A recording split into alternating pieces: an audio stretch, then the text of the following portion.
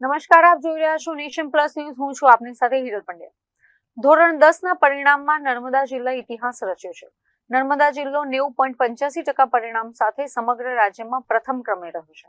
આ ગૌરવશાળી સિદ્ધિ સાથે રાજપીપળાની જય અંબે સ્કૂલના એક શ્રમજીવીના દીકરા અરવિંદ સૈનીએ સમગ્ર રાજ્યમાં બીજો અને જિલ્લામાં પ્રથમ ક્રમ મેળવી નર્મદાનું નામ રોશન કર્યું છે.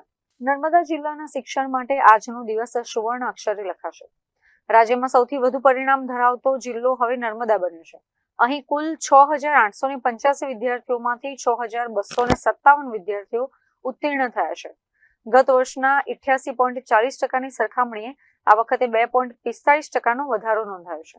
એટલું જ નહીં, જિલ્લામાં પહેલીવાર 149 વિદ્યાર્થીઓએ A1 ગ્રેડ મેળવ્યો છે, જેમાં માત્ર જય અંબે સ્કૂલના જ 41 વિદ્યાર્થીઓનો સમાવેશ થાય છે.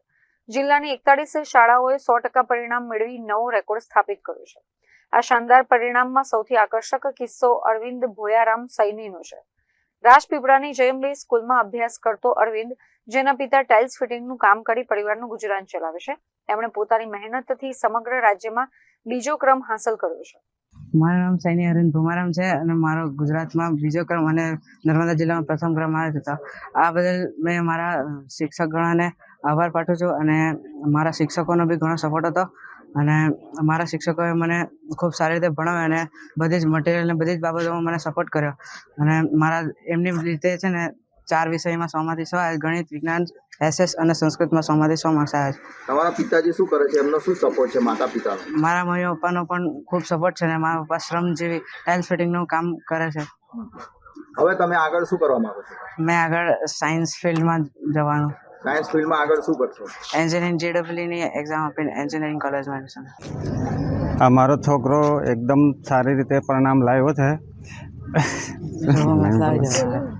કોણ બોલી રહ્યા? ખુશી છે મને કે મારો દીકરો એકદમ એટલા જે અંબે સ્કૂલની તરફ છે, બધા ટીચરોનો બધું બહુ સારું છે, એટલે કે મને બહુ ગર્વ છે. એમ તમે શું કરો છો?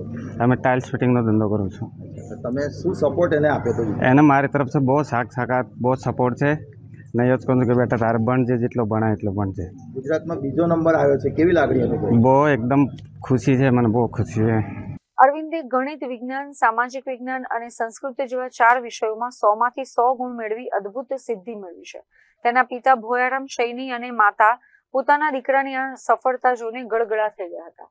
શાળાના કેમ્પસ ડાયરેક્ટર મહેશ આહિર અને આચાર્ય દ્વારા તમામ ટોપર્સનું પુષ્પગુચ્છ અને સૂત્રોચ્ચાર સાથે સન્માન કરવામાં આવ્યું હતું.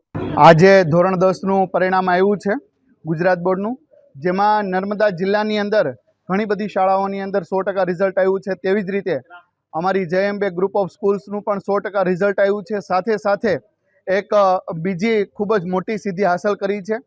અમારા શાળાના વિદ્યાર્થી સૈની અરવિંદ, જેમણે 600માંથી 589 માર્ક પ્રાપ્ત કર્યા છે, તેમજ સમગ્ર નર્મદા જિલ્લાની અંદર પ્રથમ ક્રમાંક પ્રાપ્ત કર્યો છે અને PRની દ્રષ્ટિએ જોવા જઈએ તો 99.98 PR સાથે સમગ્ર ગુજરાત રાજ્યની અંદર પણ બીજો ક્રમાંક છે એ પ્રાપ્ત કર્યો છે. સમગ્ર નર્મદા જિલ્લાનું અને જય અંબે ગ્રુપ ઓફ સ્કૂલ્સનું ગૌરવ વધાર્યું છે. જિલ્લાની અંદર ટોપ 10ની અંદર 18થી 20 વિદ્યાર્થીઓ આવ્યા છે, જેની અંદર પ્રથમ ક્રમાંકે, દ્વિતીય ક્રમાંકે, તૃતીય ક્રમાંકે અને ચતુર્થ ક્રમાંકે પણ અમારી શાળાના વિદ્યાર્થીઓએ સિદ્ધિ હાંસલ કરી છે. તેના માટે વિદ્યાર્થીઓ, વાલીઓ અને મારા સ્ટાફ મિત્રોને બધા જને ખૂબ ખૂબ શુભકામના પાઠવું છું. જેવી રીતે ધોરણ 12ની અંદર સિદ્ધિ હાંસલ કરી હતી, પ્રથમ ક્રમાંક, દ્વિતીય ક્રમાંક, તેવી રીતે એ જ દોર પાછો આ ધોરણ 10ના વિદ્યાર્થીઓએ પણ દોહરાવ્યો છે. એ બદલ હું ખૂબ જ શુભેચ્છા પાઠવું છું અને આભાર માનું છું. જિલ્લાના વિવિધ કેન્દ્રોની વાત કરીએ તો ટીમ્બાપાડા કેન્દ્ર 97.16% સાથે જિલ્લામાં મોખરે રહ્યું છે, જ્યારે રાજપીપળા 91.40%, કેવડિયા 95.41% અને ઉમરવા 95.83% જેવા ઊંચા પરિણામો જોવા મળી રહ્યા છે. આનંદની વાત એ છે કે આ વખતે જિલ્લામાં 30%થી ઓછું પરિણામ ધરાવતી એક પણ શાળા નથી, જેથી તમામ શાળાઓની ગ્રાન્ટ સુરક્ષિત રહી છે. આદિવાસી બાહુમૂલ્ય ધરાવતા નર્મદા જિલ્લામાં શિક્ષણનું સ્તર જોઈ સમગ્ર પંથકમાં ખુશીની લહેર દોડી ગઈ છે. સૌને નમસ્કાર. નર્મદા જિલ્લામાં ધોરણ 10, ધોરણ 12 વિજ્ઞાન પ્રવાહ અને ધોરણ 12 સામાન્ય પ્રવાહ ત્રણેયનું પરિણામ સારું આવે છે. 10મા ધોરણમાં આ વખતે અમે છેલ્લા 2 વર્ષથી 3જા નંબરે હતા, આ વખતે 1st નંબરે છીએ. અમારી આગળ આમ જોઈએ તો કેન્દ્રશાસિત પ્રદેશ દીવ અને દાદરા નગર હવેલી છે. રાજ્યમાં અમે રાજ્યો ગણીએ તો અમે છીએ આગળ. આ માટે સૌથી પહેલાં તો હું જે 15 નવેમ્બરના રોજ દેવ મોગરા ખાતે માન્ય પ્રધાનમંત્રી શ્રી નરેન્દ્રભાઈ મોદીના કાર્યક્રમ હતો, જેમાં એ એક્ઝામ વોરિયર્સ બુક અને પરીક્ષા અંગેની તૈયારી માટે વિદ્યાર્થીઓ સાથે ઇન્ટરેક્શન કરવાના હતા. એનાથી અમને બહુ મોટિવેશન મળ્યું હતું. એ સમયે અમે જિલ્લાની તમામ શાળાઓની અંદર વિદ્યાર્થીઓને જે એક્ઝામ વોરિયર્સ બુકના જે 25 મંત્રો છે એ વિદ્યાર્થીઓ સામે ડિસ્કસ કર્યા હતા, અને વિદ્યાર્થીઓ બી બહુ જ ઉત્સાહિત થયા હતા કે માનનીય પ્રધાનમંત્રી શ્રી એમના વિસ્તારમાં આવ્યા અને વિદ્યાર્થીઓ સાથે ઇન્ટરેક્ટ કર્યું. એટલે એ અમને બહુ મોટો ફાયદો થયો. એટલે નવેમ્બર મહિનામાં જ વિદ્યાર્થીઓ મોટિવેટ થઈ ગયા હતા. એ પછી બીજું કારણ એ છે કે રાજ્ય સરકાર દ્વારા ખૂબ મોટા પ્રમાણમાં ભરતી કરવામાં આવી છે. શિક્ષણ સહાયકોની ભરતી થઈ છે, જ્યાં જગ્યા હતી ત્યાં જ્ઞાન સહાયકોની ભરતી થઈ છે. એટલે શિક્ષકો શાળામાં હોવાના કારણે વિદ્યાર્થીઓને ખૂબ મોટો ફાયદો થયો છે અને ખૂબ સારું પરિણામ અમે લાવી શક્યા છીએ.